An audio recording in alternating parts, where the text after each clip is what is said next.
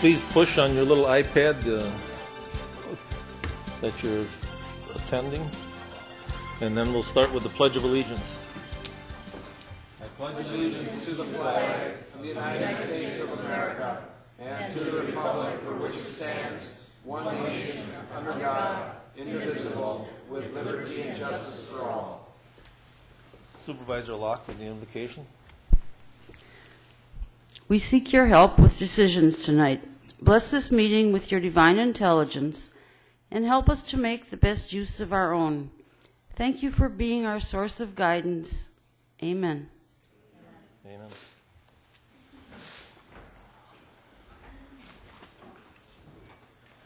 Supervisor Robel. Thank you, Mr. Chairman. I'll move for the adoption of this evening's agenda. It's been moved and seconded to adopt this evening's agenda. All in favor signify by saying aye. Aye. Opposed? Carried. Is there anybody from the public that would like to speak on anything on the agenda this evening? Now is your chance to talk. Is there anybody from the public that would like to speak on anything on the agenda this evening? Okay, that portion of the meeting will be closed.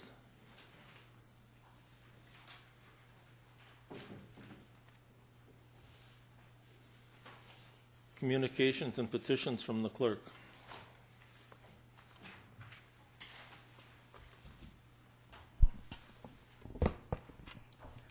We have some notice of claims this evening.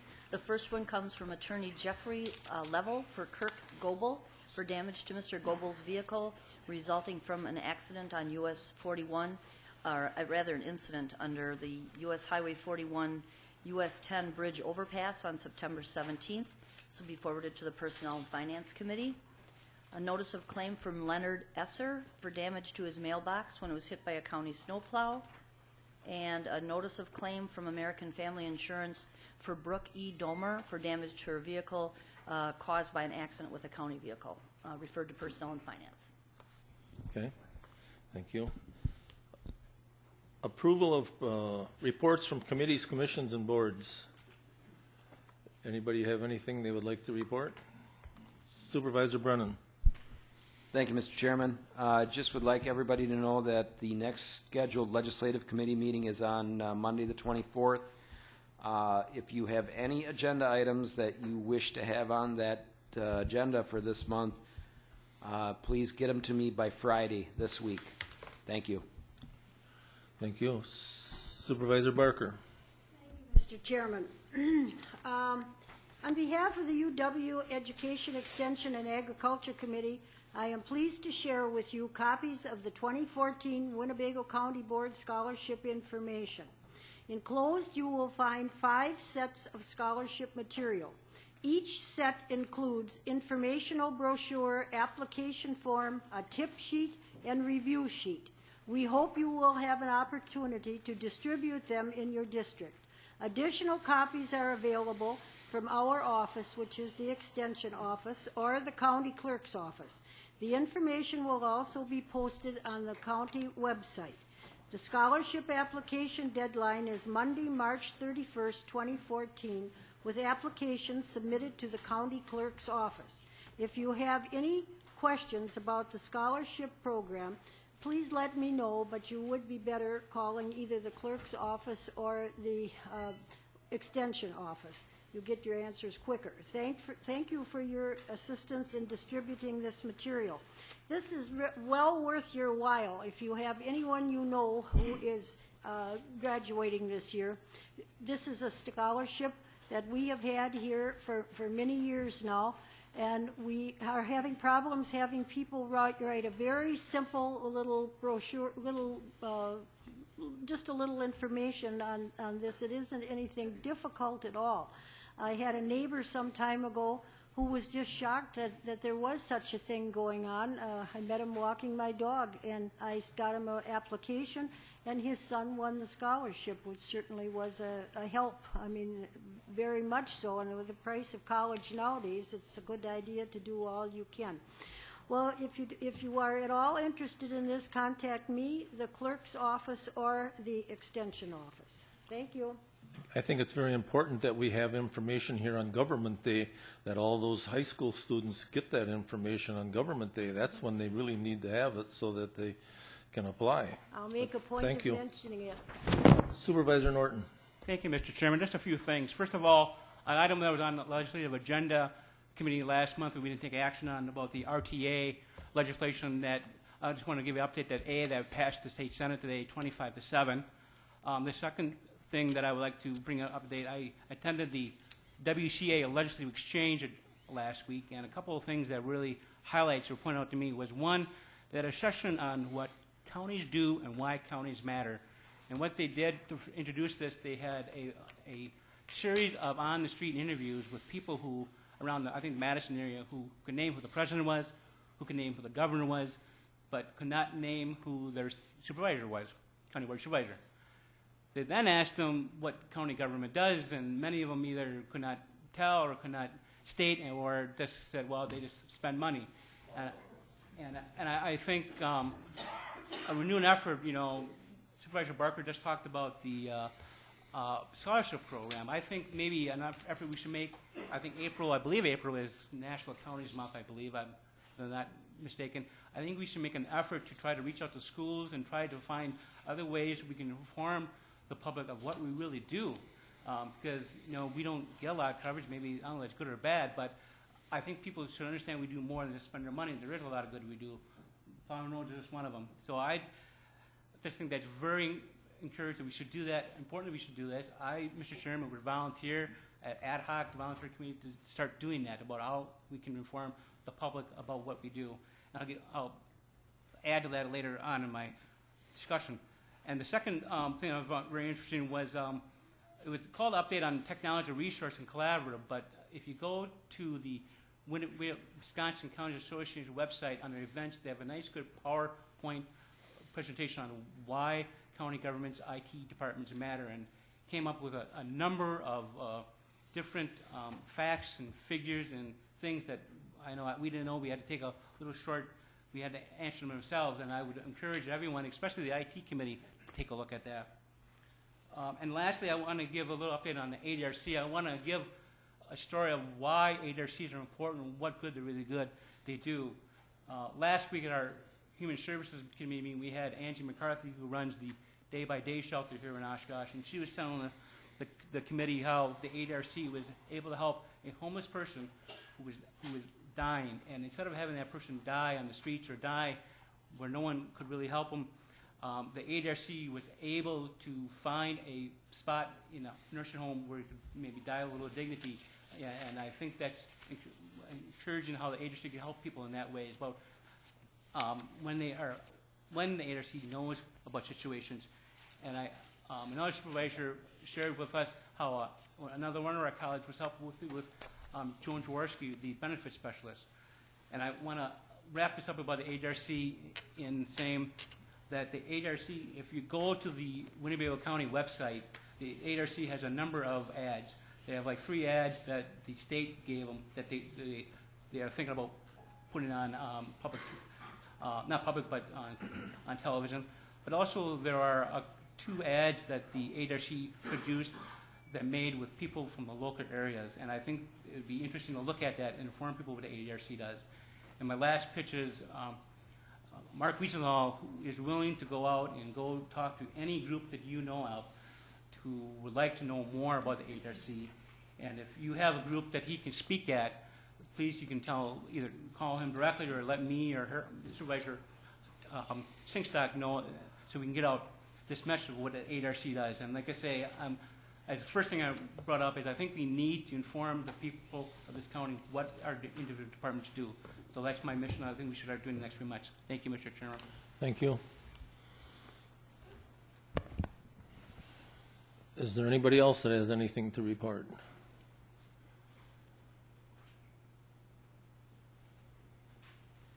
Approval of proceedings from January 22nd meeting. Been moved and seconded. Are there any additions or corrections? All in favor signify by saying aye. Aye. Opposed? Carried. County Executives Report.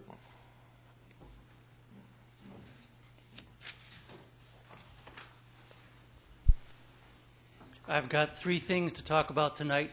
The first one is that, as I talked to you about before, that there was a requirement for the union groups to schedule recertification elections by January 30th in order to remain in a bargaining relationship with the county. One union filed, but their filing fee was late, and the WERC is still making a final determination on the status of that group. But the rest of the groups did not schedule recertification votes. So while they can still continue to be in a union, there's no longer a contractual union relationship with those groups. And of course, this excludes law enforcement that is outside of Act 10. So as of today, I've directed the Human Service Director, and he's sent out a notice to all the department heads that will no longer be giving step increases to employees.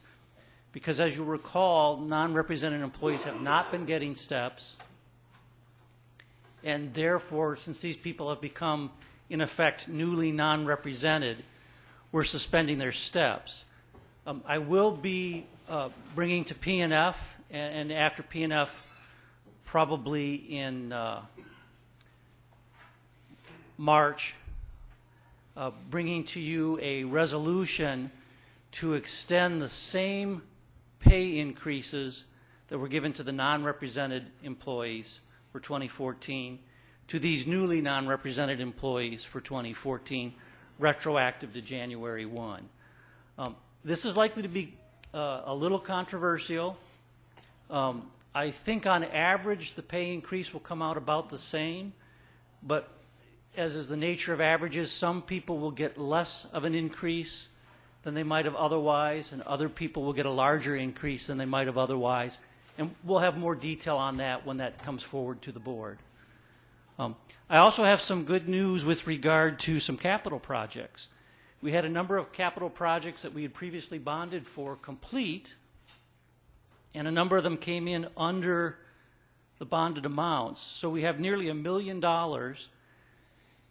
coming back to the debt service fund from bonded projects that are completed, and that money by law has to be spent on debt service within a relatively short period of time. We also had a little less than $1 million of money from projects that we applied reserves to instead of bonded funds, and that money will come back to the general fund, and we have discretion over that money, but presumably we'll use that to hold down the amount of new bonding that we do. And that brings me to the last thing. All of you should have received the new 5-year capital plan. I hope you have some time to spend with the booklet, outside the meeting tonight. There's a lot of good information in there. It represents all the projects that I thought were worthy to come forward to the board over the next 5 years that we're currently aware of. Because I'm saying all these projects are worthy to come before the board, it doesn't mean that I anticipate all of them will pass. In fact, it's safe to presume that some of them may not move forward on the timetable they're on. And in fact, if they all move forward in this timetable, our outstanding debt would increase quite a bit. There's some excellent graphs in the book, that talk about debt service and outstanding debt. And I think it's good for you to make use of those. I would just give you one caution. Because we only do a 5-year capital plan, when you look at the graphs and charts, everything starts to get rosy after 5 years. The numbers after 5 years are not realistic numbers, because they presume that at the end of the 5 years of the capital improvement plan, that no additional capital improvement projects are taking place. And of course, in reality, when we get out a few years from now, we'll have a new 5-year capital improvement plan, and there undoubtedly will be capital expenditures in those future years. But as far as the next 5 years, those graphs and charts are a good source of information of determining where this level of capital expenditure would leave us. So, and that's all I have. Supervisor Finch has a question. Thank you, Mr. Chairman. The question I have is when you were talking about increase of pay, are you going to give a percentage or are you going to give across the board? It would be the same as what we did for our other non-representative. employees. So what it would be is a base increase of 1.75%. And if they were below the midpoint for their job category, they would get an additional 1.5%. The reason I ask is too many times, and I've been in unions for quite a bit, but too many times when you go with a percentage, the lower paying person never makes out, but yet your upper people continue to strive way up. And I think if Governor Walker played a silly game, then all employees should be equal. So therefore, now I'm just talking for myself now. I feel that it should be across the board, rather it be 50 cents an hour, 10 cents an hour, $6 an hour. I don't really care, but I think it should be even straight across the board. Well, That's just my own opinion. Sure. The way we structured it for the non-represented employees was they got one level of increase if they were above the midpoint for their job category, but if they were a lower paid employee within their job category, that they had an additional increase. So it gave bigger raises in general to the lower paid people, but relative to their job category, than those that were higher paid within that category. But that'll come back to the board for discussion. Right, but 2 years from now, or 3 years from now, it's going to be the same thing, though.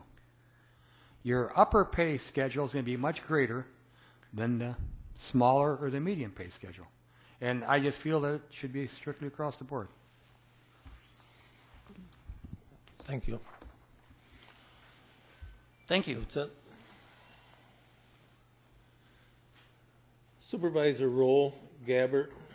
Supervisor Roll had asked to be excused. Supervisor Gabbert had an emergency hip replacement, and so she says to say hi to everybody. So she's starting to get around with a walker a little bit, but she'll be back to her committee work and her board work as soon as she can. Supervisor Neubauer is ill, and Supervisor Lautenschläger is on vacation, so they had all asked to be excused. And I would like to introduce our lovely staff here. We have a new girl, Casey Smith-Gregor, and we're a cross-training session at one of our last PNF meetings. We have to start cross-training, so we're cross-training here now so everybody gets to know one another's job. It's very important that we all cross-train.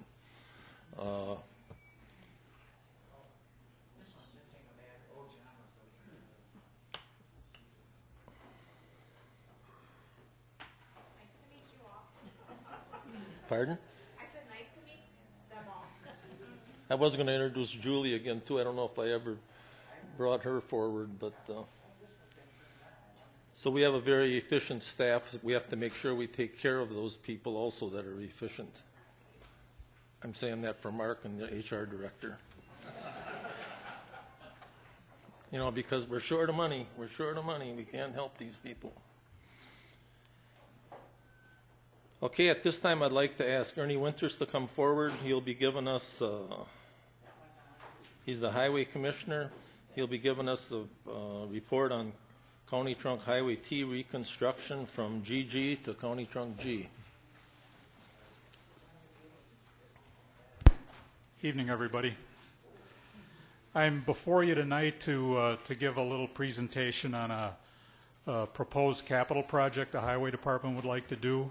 And I did a little handout and put it at each one of your places. There's 5 pages, a couple of pages of narrative, a little map, and then there's a chart that I'll talk about a little bit here in a couple of minutes. We would like to be authorized and be funded to continue with the reconstruction of County Trunk Highway T. That project's in the town of Inland, and it extends for about 2 miles from Double G to County G. This project has been identified in our capital improvement plan for construction in 2014. This segment was originally part of a larger project that extended from Y all the way to G that was split in half. The design of the entire segment was undertaken in 2008 with plans and specifications being prepared at that time along with right-of-way being purchased. The first segment between Y and Double G was done in 2012. Now we're asking to move this forward in 2014, the remainder. As we do each year, prior to capital improvement submittal times and then all through the year, we keep an eye on our roadways and we try to assemble a project list that best represents the needs of the county while blending in with the overall system plans. This segment of T from double G to G is showing extreme signs of deterioration. There's a lot of cracking. There's actually some slippage and separation taking place. The edges are failing, and we're losing some of the edges in some places. There are some signs of rutting, which indicates that the base layers are no longer supportive. There is concrete underneath that road, and that indicates that all of that cracking and disfiguration on the top of the concrete tends to migrate up, and that's what's happened here.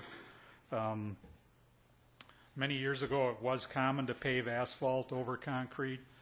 We no longer do that, generally speaking. The last time this roadway received a pavement treatment was 1967, so it has performed pretty well for the last going on 50 years. I attached a copy of the pavement rating chart we use on the back that kind of indicates condition with a little narrative on what visible distress signs you can see, and then it suggests what the pavement maintenance needs to be. This is not in stone, obviously. We do try to follow it as much as we can, but occasionally things are interpreted a little differently from person to person. Given the condition of this roadway, it does need to be reconstructed. It's past the point where preventive maintenance, like we usually do, crack filling or a chip seal or a mill and pave, would do much for it. Pretty much a full reconstruction, especially given the concrete underneath, is what we need to do with this process or with this segment. This will totally reconstruct this 2-mile piece. The right-of-way's been purchased, which will allow us to push the ditches out and improve the drainage on the segment. There will be some curb and gutter. There'll be some acceleration and deceleration lanes and some limited storm sewer where we need to address the drainage issues. There'll be 3 feet of paved shoulder and 3 feet of gravel shoulder when the project's completed. The major portion of this work gets let to bid. The department will do the paving and the shouldering, but the remainder of it, which is the bulk of it, will be let to contract. Again, this was last paved in 1967. The traffic count on this segment's about 600 to 700, and we're not seeing big increases, but there is more and more traffic and more heavier traffic, agricultural equipment. All of those things have to be considered when you design these pavements. Thank you for allowing me to speak on this, and I would like to come back in March with a resolution for funding if all things go well. So, can I answer any questions? Supervisor Farley. Thank you, Mr. Chairman, and thank you for your presentation. I didn't catch when you plan on starting the project. It'll start this spring if we're funded. Okay, so it's going to be April, May? Probably May. Okay. Yeah. I asked that question because they're also going to be starting the County Road GG overpass in March. Correct. And we got logistic issues with fire department and that kind of Yeah, stuff. we're going to watch that closely. Already. Thank you. Thank you. Okay. Thank you. Thank you. At this time, I'd like to ask Peter Mall, the airport director, to come up.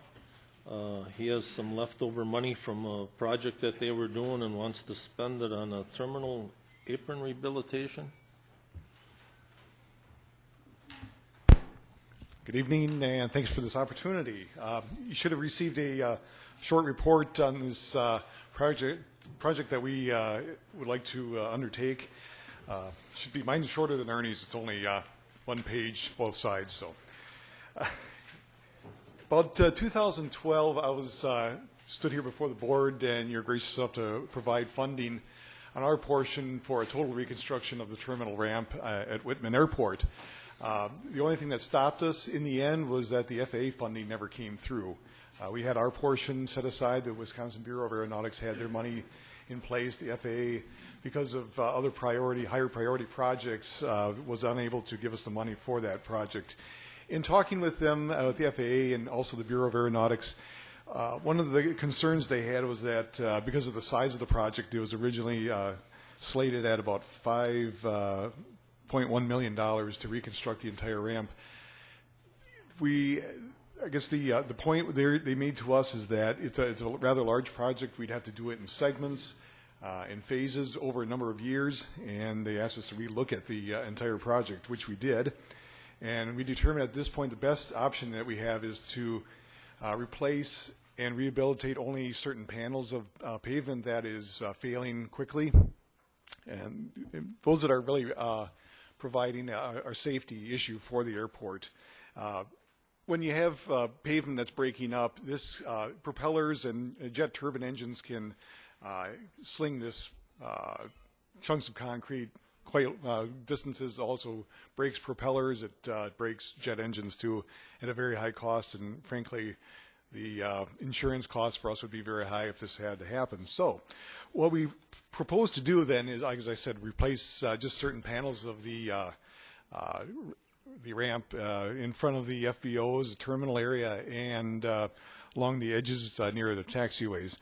The total project now is looking at about $600,000. The county's portion would be $30,000. It's a 5% matching from the Bureau of Aeronautics.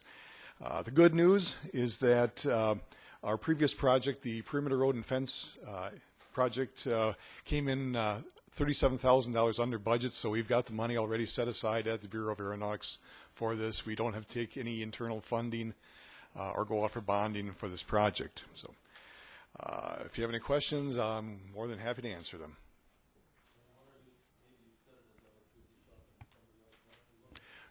The project will be bid out in late March of this year, and then it would start in April. And it'll be completed before AirVenture. Yes, Peter, I'd like to know, with the impending decision on replacing or taking down the terminal, does that have any effect on what sections you would be repairing? None. No. This would all be, in fact, if you look at the map that's on the back sheet, the terminal is here. There's only three sections that are really adjacent to the terminal that would be replaced. The rest of it is we won't be replacing. Supervisor Eisen. Thank you, Mr. Chairman. Mr. Mull, it sounds like this is a much-needed project. And what happens if federal funding is not forthcoming? Well, I have on good word today, this afternoon, I got a phone call that the Bureau or the Federal Aviation does have the money set aside for this project, so we should be in good shape. If not, we'll have to use our own internal funds then for replacement. It may become an 80-20 project with the Bureau of Aeronautics then if we have to go that route, but I'm very confident we will. The state would pick up 80? 80%, yeah, and we'll pick up 20% then. But I'm very confident that the FAA does have the money available for that. Thank you. Okay, and when will you be coming back with this to the board? I believe at the special order session in March? April? No, March. March. Huh? My calendar. Yeah, they want to bid out at the end of March because the FAA, because that's a good point. I should probably explain that one too. Because the leftover money that we have from the previous project exists, it has to be spent in 2014 by, I believe it's end of September. So we want to get that project done, obviously, before AirVenture is completed. Okay, thank you. And we have contractors already lining up to bid on this. So. Zoning reports and ordinances. Report number 1, Freddie Finn Ventures, LLC, Town of Nakaimai. A mandatory ordinance 20114, rezoning to I-1 for tax parcel number 0120367. Supervisor Brennan.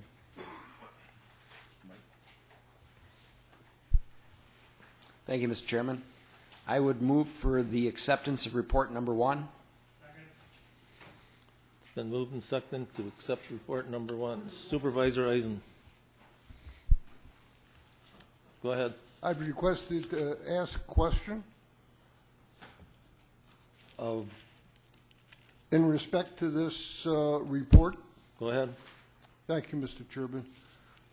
Just what do these people want to do with that property?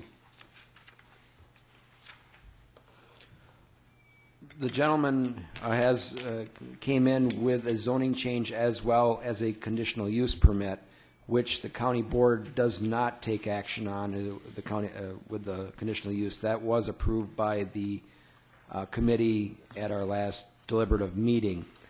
What the gentleman is attempting to do is, with the property, do some education as well as corn maze, kind of like the Little Farmer, but I don't think quite as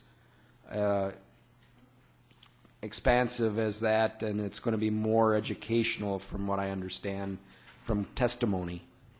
So he's got a commercial playground designation or public commercial tourist? The zoning that is being utilized is, in order to do this, has to be in place versus an agricultural zoning. It better fits with the new I district. Okay, so we're zoning it industrial, so he No, can... no, I is not the correct terminology. It's the old, let's see, what is it? The M would be probably more comparing. It says light industrial. Right, but the I district is changed to somewhat from the industrial that was in place with the new ordinance that was put in place last year. It's more restrictive than what it was previously. So he wants to have a recreational use of his property, but it comes under the I-1 light industrial use according to code. That is what the recommendation was from staff. Thank you. Thank you. All in favor signify by saying aye. Aye. Opposed? Carried. Mr. Chairman, I would move for the adoption of mandatory ordinance number 1. It's been moved and seconded to accept the mandatory ordinance number 1. All in favor signify by saying aye. Aye. Opposed? Carried. Resolution 302-22014, commendation for John Ralph. Supervisor Rasmussen. Thank you. I move for approval of resolution number 302-22014. It's been moved and seconded. All in favor signify by saying aye. Aye. Opposed? Carried. Resolution 303-22014, disallow claim of attorney Jeffrey Lavelle on behalf of Kirk Goebel. Supervisor Rasmussen. Move for approval of resolution number 303-22014. It's been moved and seconded. All in favor signify by saying aye. Aye. Opposed? Carried. Resolution 304-22014, amend payment schedule for deputy coroners. Supervisor Wingren. Thank you, Mr. Chairman. I move approval of resolution 304-2014. Been moved and seconded. Supervisor Farley. Thank you, Mr. Chairman. I was simply wondering what the current payment schedule is. Can someone tell me?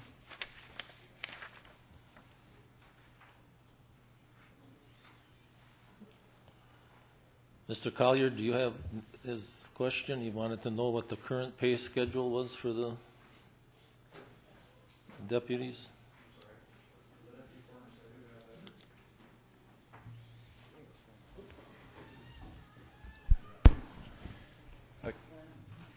Currently, the deputy coroners, well, there are two varieties of pay, one for being on call and one for if you're actually called. For being on call for 4 hours is $30, for 12 hours is $60, and for 24 hours is $90. That's for both the regular deputies and the chief deputy. So only the chief deputy would go up under that proposal. And then the amount of payment per call is $25 for both the chief deputy and the other deputies, now go up to $30 for all categories of deputy. Thank you. Supervisor Hardy. Thank you, Mr. Chair. I just had one question. How often do we typically have a deputy coroner on call? Is it is it all the time, or is it?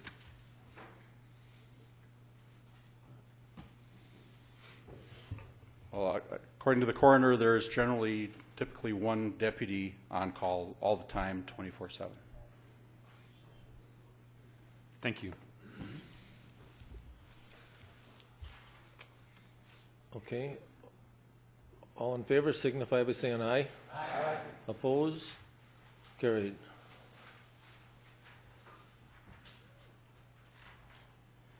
Resolution number 305-22014, convey a 5.82 acre parcel of highway right-of-way to the Wisconsin Department of Transportation in accordance with Section 84093B Wisconsin statutes, and authorize the appropriate official to sign the quitclaim deed. Supervisor Robel. Thank you, Mr. Chairman. I'll move for the adoption of Resolution 305-22014. Then moved and seconded. There are no questions. All in favor signify by saying aye. Aye. Oppose? Carried.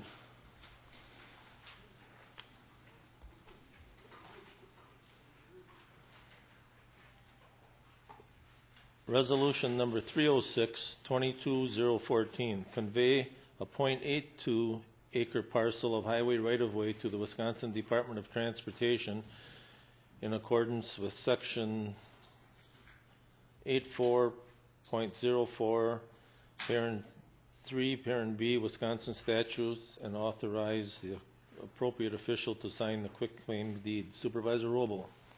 Mr. Chairman, I'll move for the adoption of Resolution 306-22014. It's been moved and seconded. All in favor signify by saying aye. Aye. Oppose? Carried. What those were house cleaning things that we just had to clear up. Resolution 307-22014, appropriate $300,000 for milling and resurfacing of County Highway C in the town of Nakaimai. Supervisor Robel. Yeah, thank you, Mr. Chairman. I'll move for the adoption of Resolution 307-22014. It's been moved and seconded. All in favor signify by saying aye. Aye. Oppose? Carried. Resolution 308-22014, appropriate $800,000 for the milling and resurfacing of County Highway Z in the town of Black Wolf. Supervisor Robel. Yeah, thank you, Mr. Chairman. I'll move for the adoption of Resolution 308-22014. Then moved and seconded.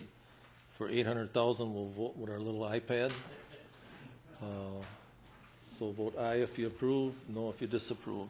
Plus, we have to, Sue has to, she'll forget how to use the equipment, so we're going to have to.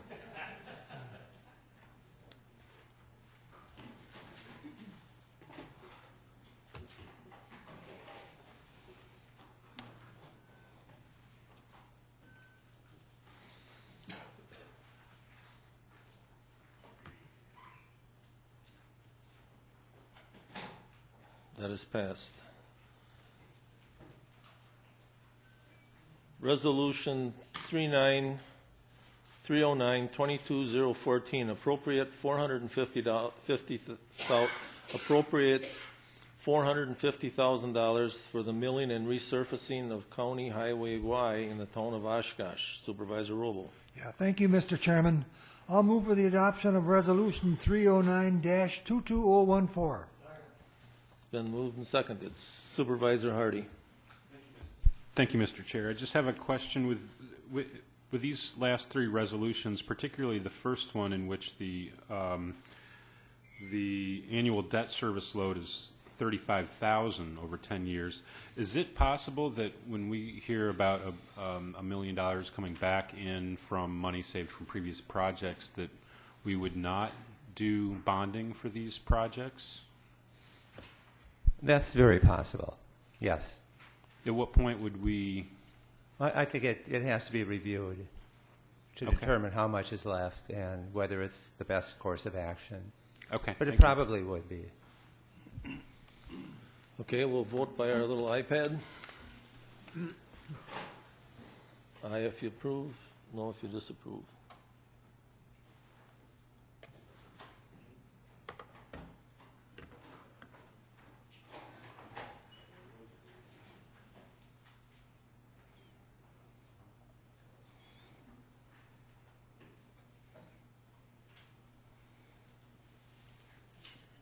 Cool.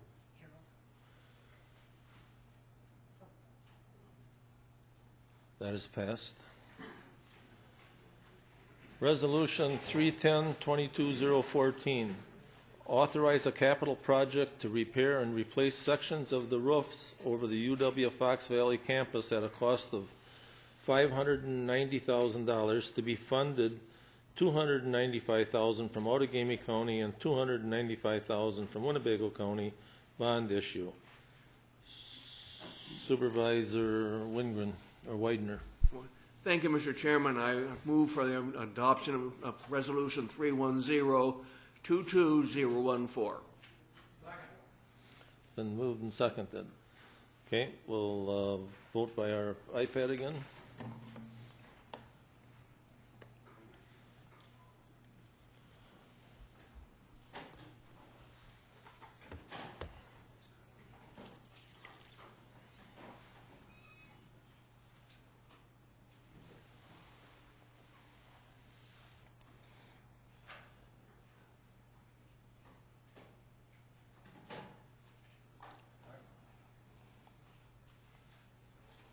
Supervisor.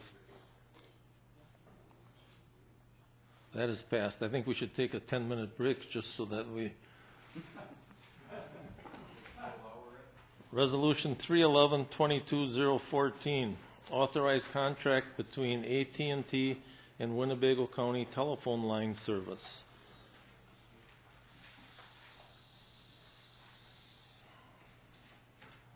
Huh.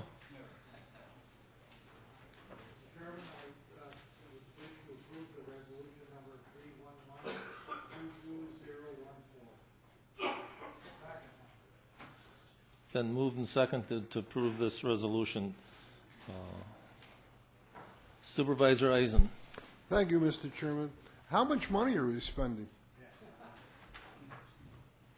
Would you repeat that? How much money is involved in approving this resolution? Patty? It's a contract between AT&T and Winnebago County for telephone line service. It doesn't say how much money we're going to spend.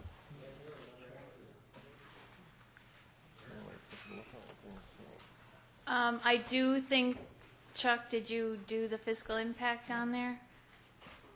Yes, but the only number I put on was the difference, not the total. Okay. We can state what we know are fixed costs, and that's what I provided with Chuck. But like with any telephone use, it depends on usage. And once we go completely with AT&T, it will be local and long distance service. And I don't have history to give you that right now, but I can give you an average number. Again, it fluctuates. An average number is what I looked at from last year. I don't have enough historical data to say an average number because we have different providers and they've been split between long distance and local.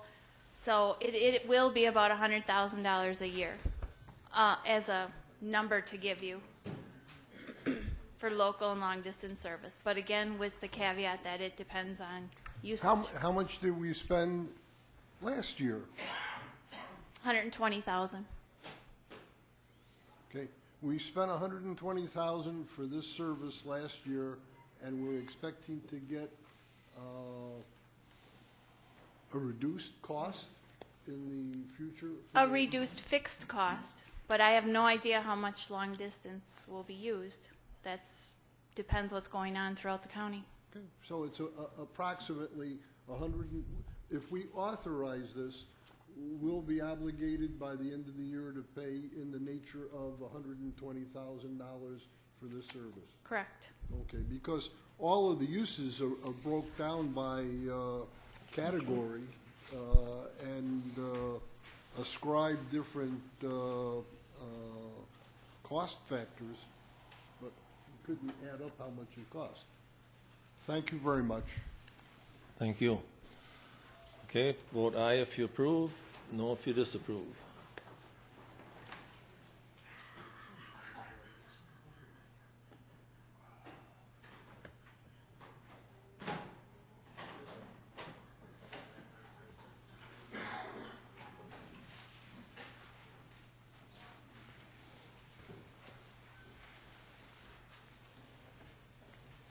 That is passed.